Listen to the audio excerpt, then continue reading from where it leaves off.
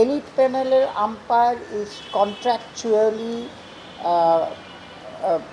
মানে তাদের সাথে কন্ট্রাক্ট হচ্ছে আইসিসির। আমাদের এনওসিও লাগে না, কিছুও লাগে না, তারা খালি আমাদের জানায় যে আমি যাচ্ছি।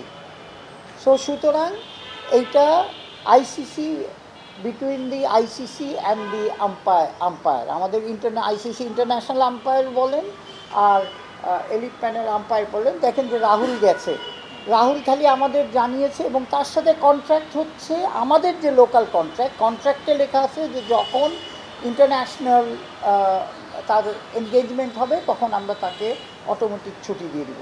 ইন্ডিভিজুয়াল ব্যাপার তো, হ্যাঁ, আমার মনে হয় এটা যাদের ডাকবে তাদের অ্যাকচুয়ালি নিজেদের এটার যদি এখন আমাদের রেসপন্সিবিলিটি হতো যদি আমাদের এনওসি দিতে হতো, কিন্তু আমাদের তো এখানে উই আর নট বাউন্ড এটার জন্য। তো ইট ইজ ভেরি সিম্পল, ওনারা ইচ্ছা করলে they have to decide, not Bangladesh cricket board. সৈকতকে জিজ্ঞেস করতে হবে যে আমি যতটুকু জানি যে না, এখন পর্যন্ত ওকে নেয়নি তো ইয়েতে, এবার নিবে নাকি জানি না, কিন্তু এখন পর্যন্ত আমার যে আনঅফিসিয়ালি তার সাথে আমি